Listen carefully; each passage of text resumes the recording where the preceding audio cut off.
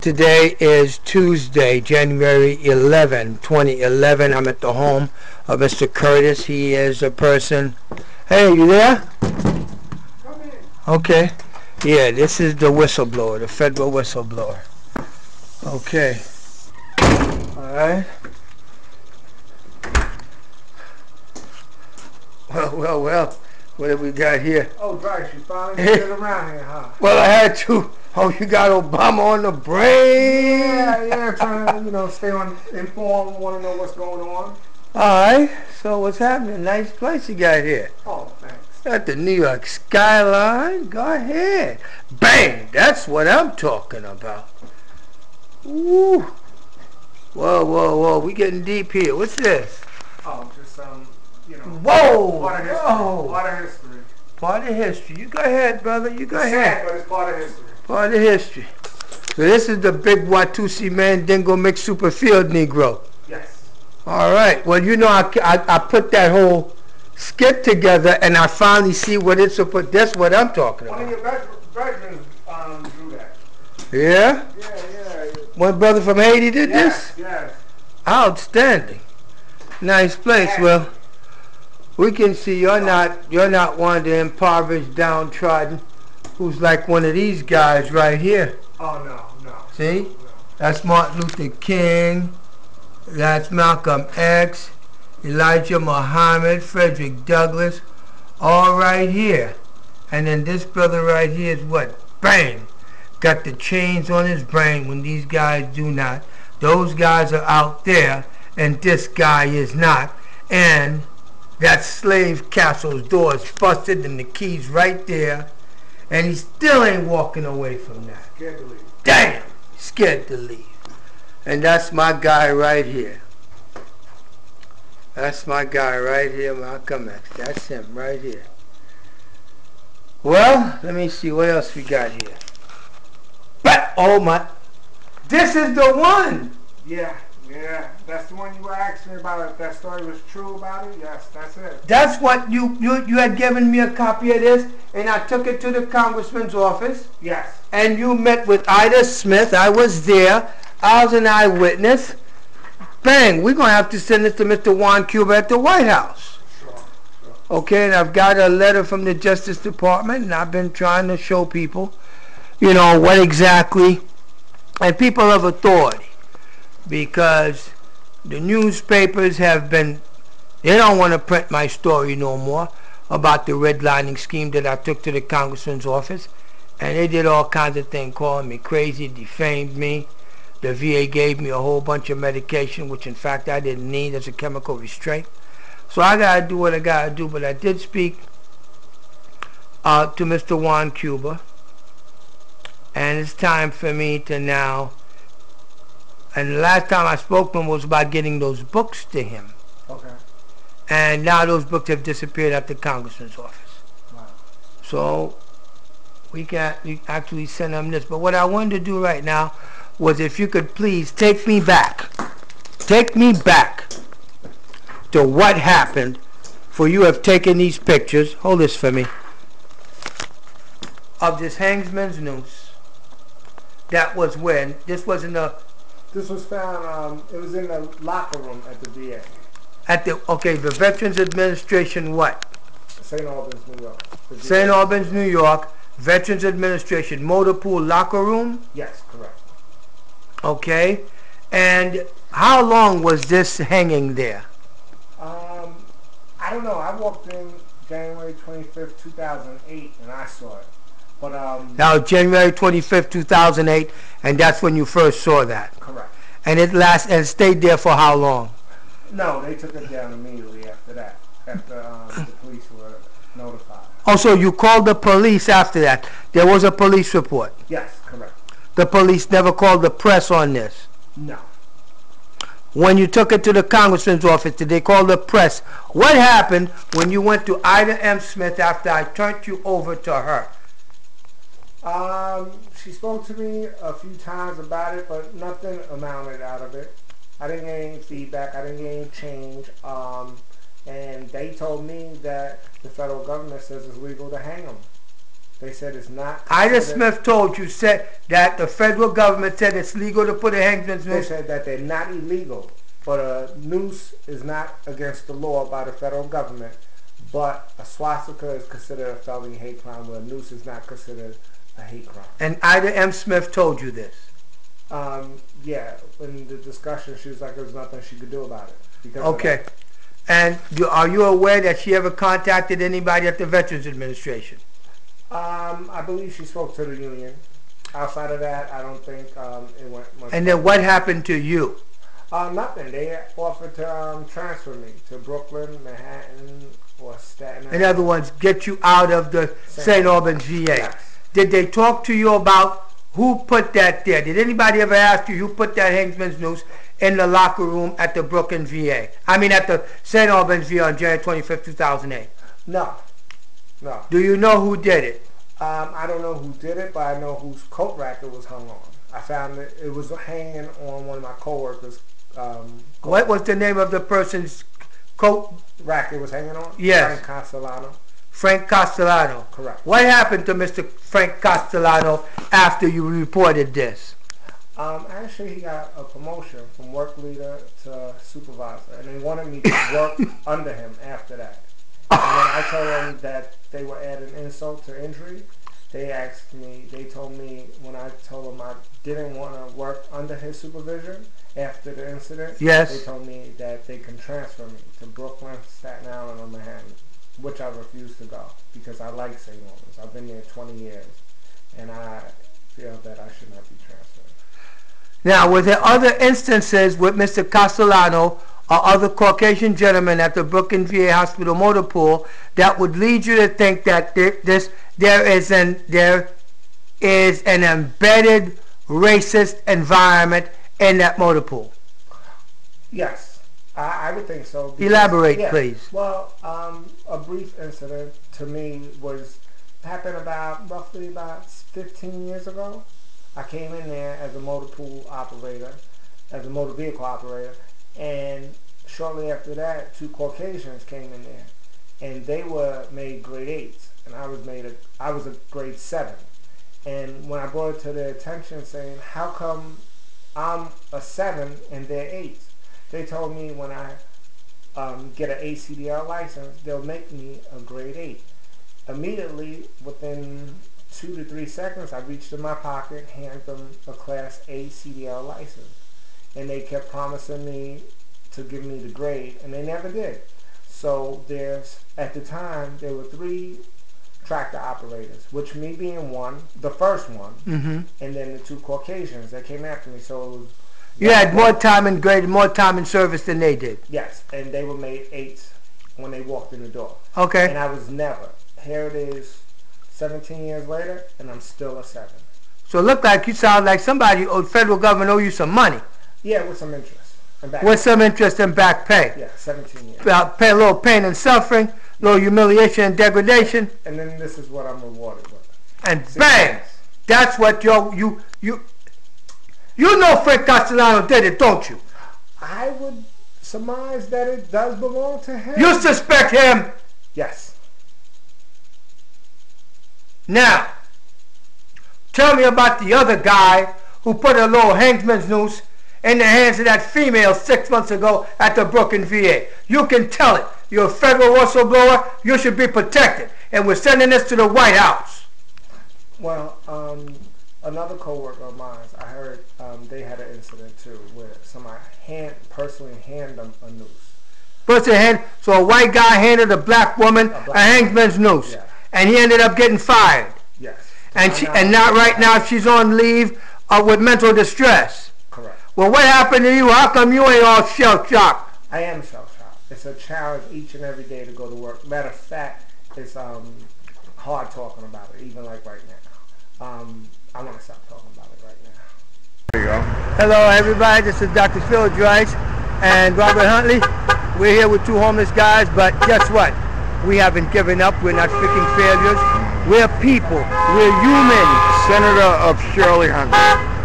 State Senator, New York State Senator Shirley Huntley. Oh, I love my mother, and 113th of a crooked cop motherfucker that ruined my life and you know, and a stink pussy fucking bitch, you know. Along with that, you know, that pretty much I loved her. She knew that, and I don't see how she cannot help me at this point in my life. And my mother has pretty much not turned her full back on me, but has let me have it, you know, really, you know, to a sense that it's my fault that of my health condition, because I drove her into a nervous condition, and that's all bullshit. I love my mother from the bottom of my heart. I love Deputy Inspector Tommy Lawless, who died, Mommy's right-hand friend and PD, and Deputy Inspector Philippe Erickson. And you know, I have let 113th and 103 off the hook with whatever I feel. Show them the bruises on you. They have ruined me. Show the bruises on you got when you went over there and your brother beat you up. This is right here. This is State Senator Huntley's son, Robert Huntley. He was beat up by his brother, who's a New York NYPD, and told not to come back home again. That's betrayal. That's treason. There's no sense for this. That's treason. But we're two homeless guys. We're buddies. And guess what? We're going to fight the fight. I've not been homeless for the last 20 motherfucking years, where I thought I was like a white, black Jimi Hendrix, you know, where, you know, the guitar on my back and whatnot. But at this point in time, I'm 54 fucking years old. And this is bullshit. And today's Sunday, September 26th. Yes, it is. And it's right now 7:40. As far as Mayor Bloomberg is concerned, the New York Senate, the Congressional Committee is all full of shit. Because me and this man have legitimate evidence and what have you, and I have sued PD and fucking won. But this is bullshit, goddamn it. This is what the fuck it is, you know, goddamn it. And you know, through any righteousness through God that sent his only begotten son down here to fuck with his denomination, his abomination of making this motherfucker and then turning his goddamn back on it. It's fucking bullshit. Why the hell did his only son begot son have to come down here and fuck with this and be tortured by goddamn fucking Jews? Before we run out of time, Robert. Now, when I gave you that fly, you saw your mother's name on it. You called her. Yes, I did. And then when you talked to her and you asked her, was I the guy that supposedly put the death threat or anything crazy like that? No, you were not. No, Ma denied that. It was not Dr. Philip Drice. It was somebody else. I have nothing to do with anything like that. Who had state police and a local 113th cop who held my hand one night. I was going to alcohol withdrawal. Another nice-looking balding cop. Yeah, who I talked about like dogs, that precinct. But yeah, they did ruin my fucking life, along with that stink fucking cunt hoe, Chantel Prasad Dubra. And she is full of shit, you know. Now, when you spoke to her, she knew about this case about New York City Housing Authority and all that nonsense with me? She knew about it. She knew about it 100%, but her aides were handling the case, at which point they did not let my mother in on what's happening. And now she's trapped. They intercepted this man's legitimate inter-fucking-mation through aid, you know.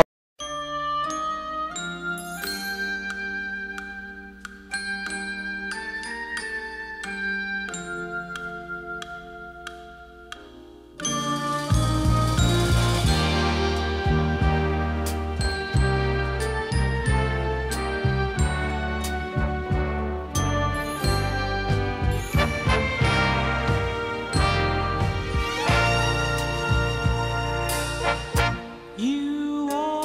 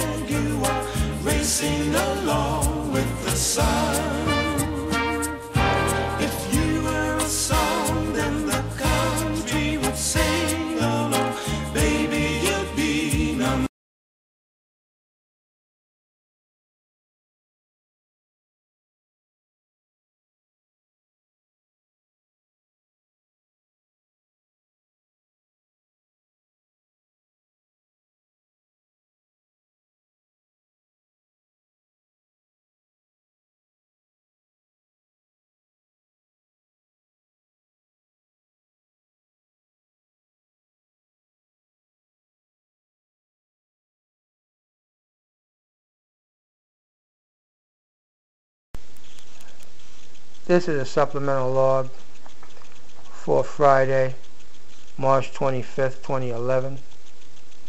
This is the continuing saga of all of the plotters against me that helped destroy my life. This segment is exclusively for Judge Maria Resos and the 2 other judges prior to her that I have known, just like I knew 3 chairmen of housing. I have known 3 chairmen of housing. And everybody would like to give a shout out to Miss Daniela. I think her YouTube name is Foxfly. She made a lot of wonderful suggestions. And I don't have to be such a wretched, melodramatic, think I'm an actor guy, other than just present the facts and the evidence as they are. I'm angry, I'm all of that, but that's for another time, another situation. This is about presenting the facts, recording it, in case something happens to me. This is the judgment and order of Judge Maria Resos. Okay? And respondents ordered to show cause to restore this proceeding to the calendar, and the motion by Stephen S. Weintraub to be removed as guardian ad litem are consolidated for determination. In rendering this decision, the court considers the respondent's order to show cause, petitioner's affirmation in opposition, respondent's reply affirmation, and petitioner's surreply only. The court acknowledges receipt and did read respondent Philip DRICE's ex parte submissions.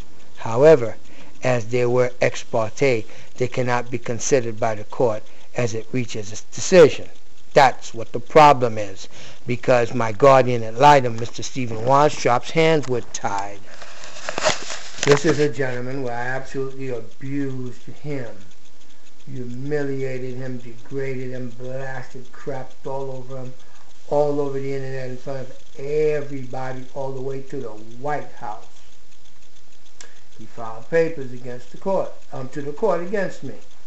Judge Maria Resos brought a big cop in there. I'm not violent. I don't need to do anything like that. I'm a pretty educated guy. I know what to do and what my limits are. But that shenanigan, that show, that performance that was calculated and performed did accomplish my goal. I finally got him to work for me instead of working for human resources to put me out, as you've seen in the last segment. And that's how it works. You've got, this is a war of the intellectuals against poor people who don't have an education. And it can be traced to a race-based situation, because the people they're dealing with are the disenfranchised that have been apartheid on a federal reservation, which is the largest Indian reservation, the most populated Indian reservation in the United States of America, which is New York City Housing Authority, with approximately 800,000 tenants.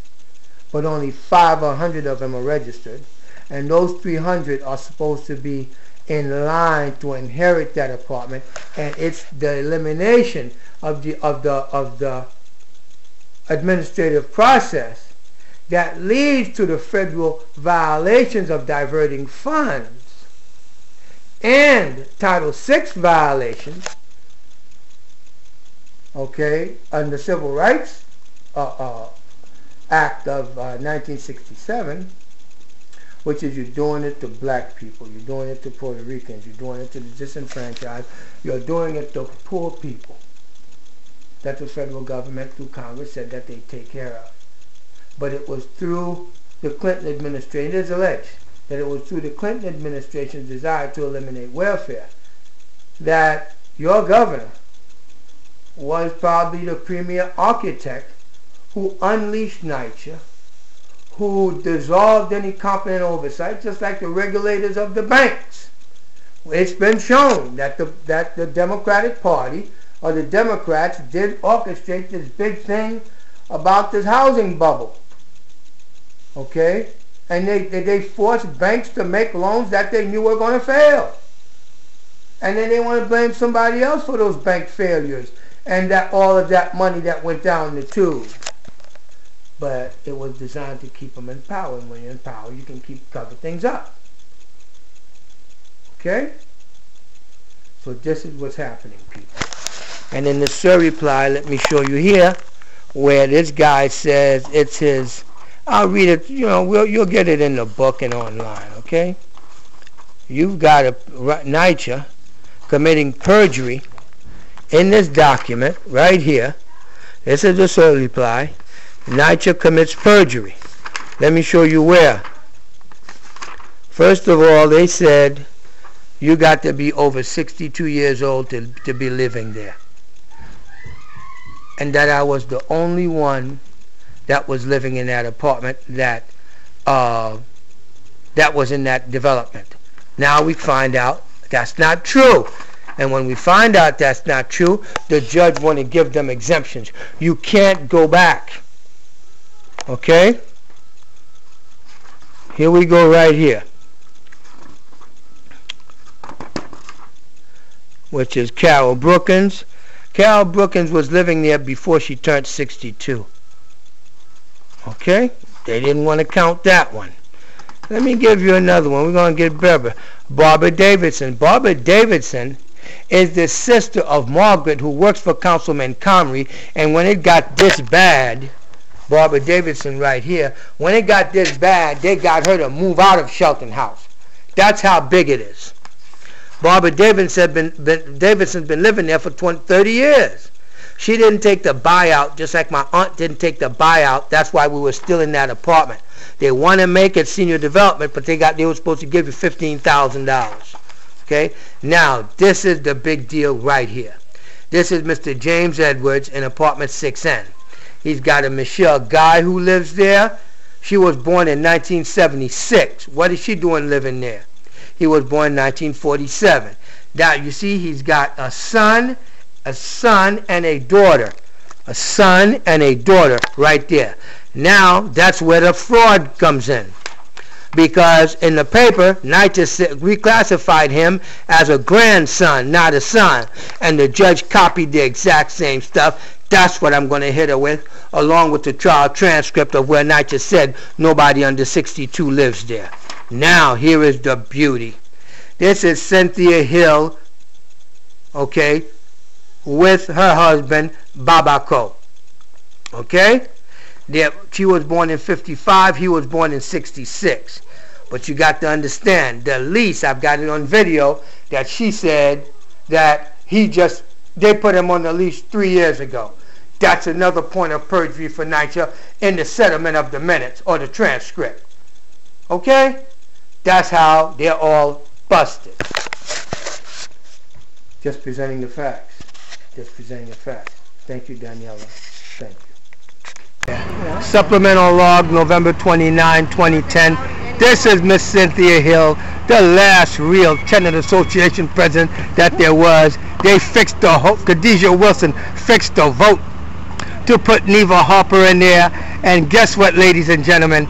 This is the evidence that right now we've got everybody committing perjury in court because you're not a senior citizen, you live there, and your husband's name was added on to the lease, what, 2 years ago? 2 years ago. So now, when they put me out, weren't they doing a whole lot of wrong? Yeah. And Neva Harper, they propped up as tenant association president so she can help eliminate people out of that building as a form of redlining. Yes. She has a handicap apartment. She's not handicapped. And so does Ozia Mitchell, who was also the last tenant association president that they put there to help. Green of $20,000. Oh, Cynthia Hill, former tenant association president, November 29, 2010, telling it like it is. That's my sister, and this is the one. That's right. I want my picture with her. This is the lady. This is the lady that helped me. Right. Fight that. Fight the fight. This is the one that kept telling me, Drice, don't let them put you out like this. Don't do this. And I went and did my work. And that's Malcolm right there. He's the one that's helping put people out. Yes, he is. And that's the tenant association president telling it. That's what they do here. Right here at 8909 162th Street. at Shelton Houses, New York City Housing Authority. There it is right there. You heard it from the Tenant Association President, Cynthia Hill. Thank you, baby. All right, this is my friend. What's your name? You gotta say your name. Marvin. Hi, Marvin. Go ahead, make the snowball.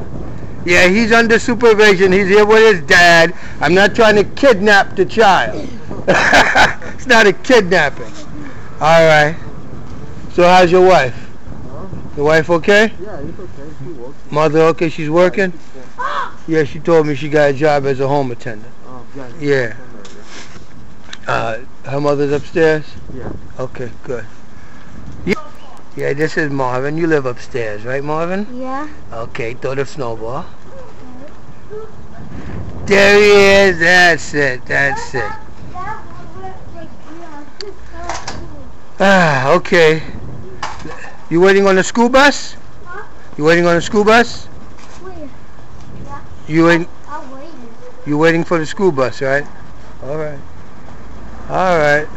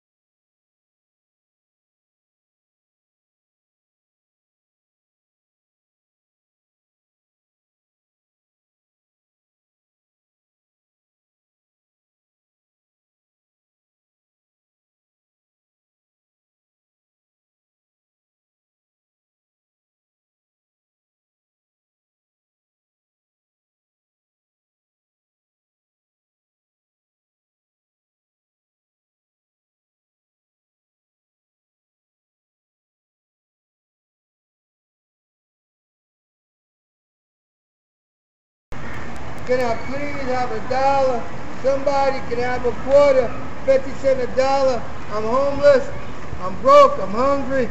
Please, can somebody help me? Can somebody help me? I'm homeless. I used to live right across the street over there. Go ahead, show them Shelton House. Shelton, that's that building right there. The one with the scaffolding. That's it. I used to live at Shelton House. But now I'm homeless. I'm homeless. I've got no money. I got nothing to eat. Can somebody help me? Can somebody help me? Is there a God? There can't possibly be a God, or he couldn't let this happen to me. Those black politicians in America destroyed me, and no one will do a damn thing to help me. All right, we just met a nice couple. I was walking on the beach. Very interesting affair. This who wanted to tell the marshal when he came to get me to give me your regards. Well, what did you do when you had all of the information that says that Niger is as crooked as the tips of the Nazi cross? Hey, it's Saturday night, October 16th. You getting ready to go to work now, huh? On my way, yeah. You had a good rest? Somewhat. You enjoyed your day with me today? I loved it. Your ass worked hard. You know, it was a very productive day. Outstanding. Philip was very appreciative and shit and all that. But since I'm not sure when I'm going to get a chance again, I've never had a chance to do this. Do you remember the last time we met with Ida Smith at Congressman Meeks' office, the special assistant? Of course. What was the most significant part about that, which was about 2.5 years ago, last summer? Because right now we're in October. Well, pretty much the bottom line was that she went over the paperwork, the preponderance of the evidence dictated that there was a form of redlining that was being conducted by NYCHA. That's New York City Housing Authority. New York City Housing Authority, yeah. Conducting a form of redlining. Pretty much. And she said those exact words. NYCHA is conducting a form of redlining, right? Yes or no? That is correct, yes. And now my problem is they refuse to put it on paper. They refuse to take it out to Jamaica field office. It's being contained, and it's hurt me. I'm going to have to do what I'm going to have to do with these guys, man. I don't think it's her fault at all. I don't think Ida has anything to do with any of the containment or any of that. Of course not. But that office is crooked. They were withholding evidence. They're withholding evidence. Yeah. All right, brother. So I guess we're going to go hit everything, huh? Pretty much. All right, man. I think, best. yeah, man. So, you happy for me? Of course I am. It's been going on for years, me and this woman, and I ain't want to come and ask her for nothing or honor. She's been coming to the library handing me money. Okay, Doc. All right, I'm going to wrap it up. All right, partner. Thanks, man. Good night. All right. All right, partner. Bye-bye. Today is June 12, 2011.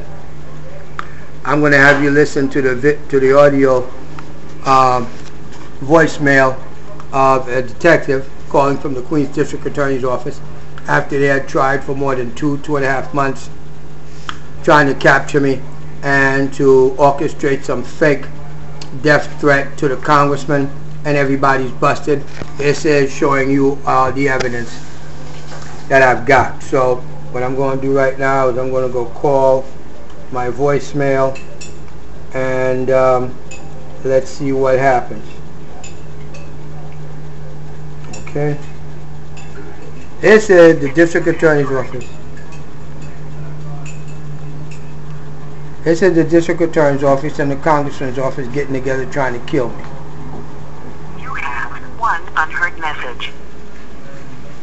First unheard message. I don't want the unheard message. Message skipped. First skipped message. Hi, Bobby. Yeah, that's my mother calling. Message skipped. First saved message. Philippe Drive. I'm Sia from the NYPD. Please give me a call when you get a chance. 718-765-4333. Thank you. Alright. He may be taking the hit for the District Attorney's Office as a sacrificial lamb. I can't let that happen. District Attorney, you are busted, Mr. Brown. You have command responsibility. For such a case to have gotten this far, this big, undercover cops playing homeless in the library, then you've got people going all over the Coliseum and the Coliseum Mall street, door-to-door merchants showing them my picture. You are hunting you a Negro, and you're trying to use Jim Crow laws to hunt you an immigrant on orders of the African American Congressman. Congratulations, you're busted. Bye.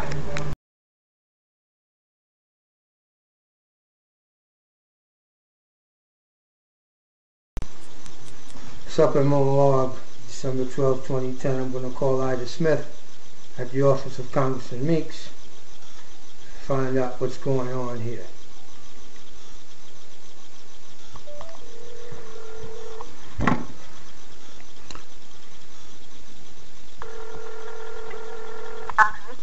Good morning. Good morning, Miss Hart. May I speak to Ida, please? Please hold on. Thank you.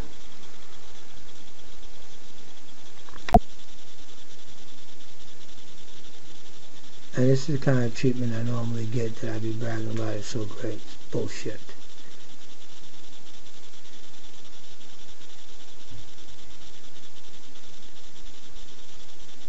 Good morning. Hello, Ida. How you doing? I'm not sure. How are you? I'm doing all right. That's that Something's wrong with your voice. What's wrong? that walking pneumonia I had. Oh my God, it came back? No, it never went away. I'm still being taken care of by Aza. Okay. Now, Ida, I got a big problem. Ida, I'm listening.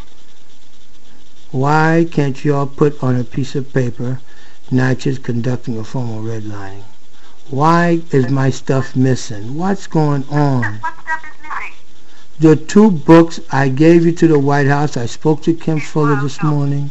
She doesn't have them. Who has them? You have them. You took them No, yourself. I didn't take them. You did take them. You told me, well, they're not going to D.C. I need to keep them. And I said, fine. That's not what we said Friday. No, we said Friday. I said, if Kim doesn't have them, you have them.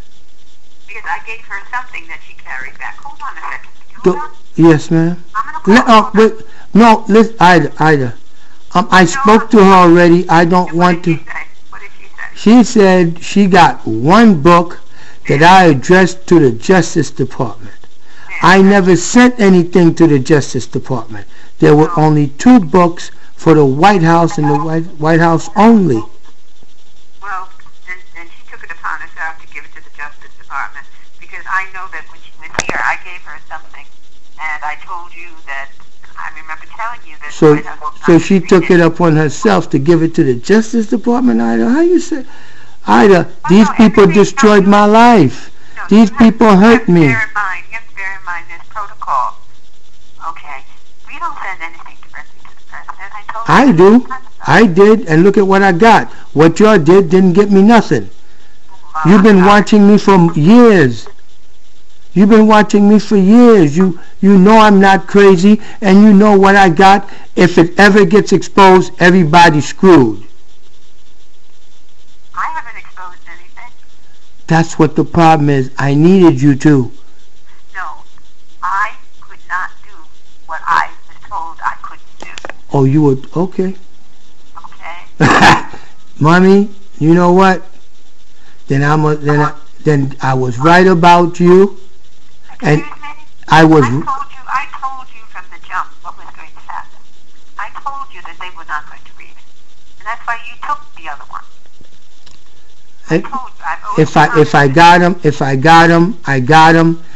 Okay, but anyway, the exact same thing are the court papers for my appellate court case, so it's not lost. I just wanted your copy so that I can show that I submitted this, that it was supposed to be for the White House, and it never was sent there through your office, and it was your superior that contained it. That's obstruction of justice. No, it isn't, because you could have sent it yourself, and you didn't want to. Because with the evidence that you got, that you read, and you concluded that Knight is conducting a form of redlining, only you can say that, not me. But you said it, and I said I agree. I didn't put words in your mouth. I never said it. I said I agreed with you. It was a form of it. Okay.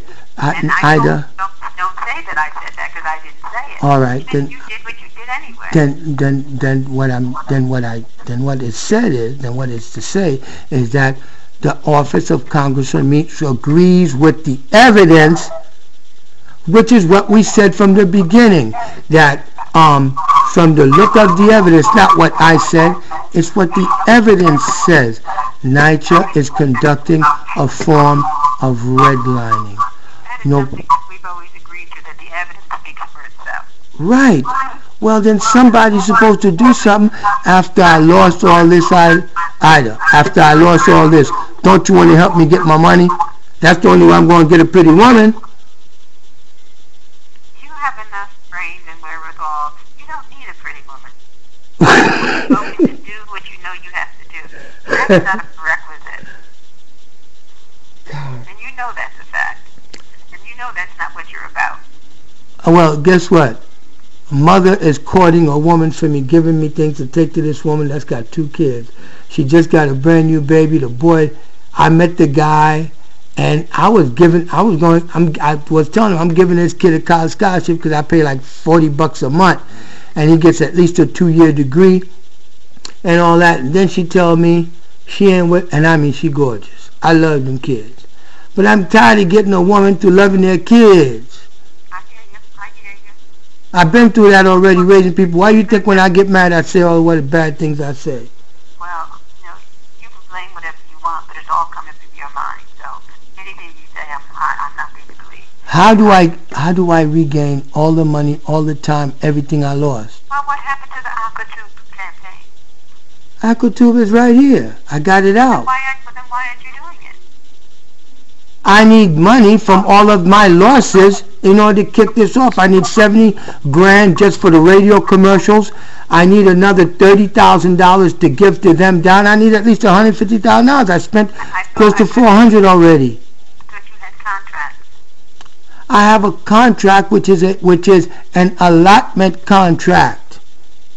I've got to spend all of the advertising dollars in order to generate what I need to make it a mutual. A contract is something that two people provide. So you're suggesting that your pursuit of the 9th West is going to pay for that? My pursuit of this cause for black people's rights, that all the black politicians did everything they could to help the city, destroy my life. I don't believe that. You don't believe that. Yes, I do, Ida. You're using it as a catch-all. No, listen to me, Ida. No, I'm not going to hear it because it's not true.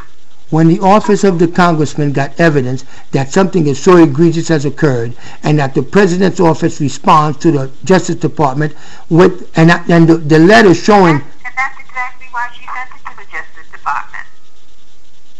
Where was I supposed to? I was supposed to know what she sent, when she sent it, how she sent it, what's going on, so that'd be consistent. Let me speak to her, because if she told you she sent it, she sent it.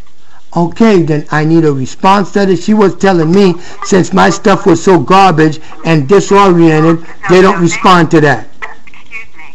They've moved offices twice, and you know what it's like to move your house? It's worse when you're moving an office. Okay, guess what? Last week. That's why the letter from the VA, I used that as my own excuse not to file litigation on anybody like I was threatening and all that stuff, because we need to get this together, please. But I'm going on vacation. I'm done. After talking to you, I'm trying to find your white book. If she says she has one, I know you have the other, because I didn't want it here. okay, guess what? Now you know. Now I know how important it was. Look, right now, No, that's not it. That is not it. What? What it is that I told you that they weren't going to read it, and you took it. Okay. You said, if that's the case, then I need to hold on. I said, fine. And then something else happened, and you needed it anyway. Right now, You don't remember that? no ma'am, but that's okay. I got the duplicate in the court moving papers in appellate division. It's going to cost $300 to get it, that's all. Nothing else. But I just needed that one because since you had it, I wanted to show that I did my due diligence to bring this forward. I got a book coming out. I got to prove everything I say. Well, you have enough documentation to prove everything you say. I've always told you that. All right, now I'm selling that story. But then now what about this whole situation with, it goes back all the way to the Attorney General, which is now the governor-elect, unleashing NYCHA and untying their hands with no oversight for them to write policies that is eliminating people because of the Clinton administration welfare elimination program. This is crazy. This can get me killed. The things I'm saying. And the evidence points to it. What do you want me to do now? I've always wanted you to get on with your life. Get out with my life. That's what I got to do. Get on, not out. Oh, get on with my life. Well, I don't know. I think I'm going to go hit on this young girl half my age with 2 kids and a brand new born baby. As a matter of fact, you can see the baby on the internet now. That's my new show. And Kim told me it's got... You have so much in your life that you can be happy about every day. And why you keep I can't let them get away with this. Well, you know, you can be happy and still pursue it. But you don't have to get to a point where people are turned off because you're Alright, let me go get me a woman. Listen, I got a story for you. This is the story. I'm going to Florida to meet up with the Cuban mermaid colony, who meet every 10 years to mate. But what they do first is there's 7 sisters from the 7 seas that end up meeting up on Cuba Island to rest, go to Haiti to eat, and then beach themselves and turn into regular women on Miami Beach. And the guy that's lucky enough to be staying there as a homeless guy on the beach gets to mate with the 7 sisters. But the irony is,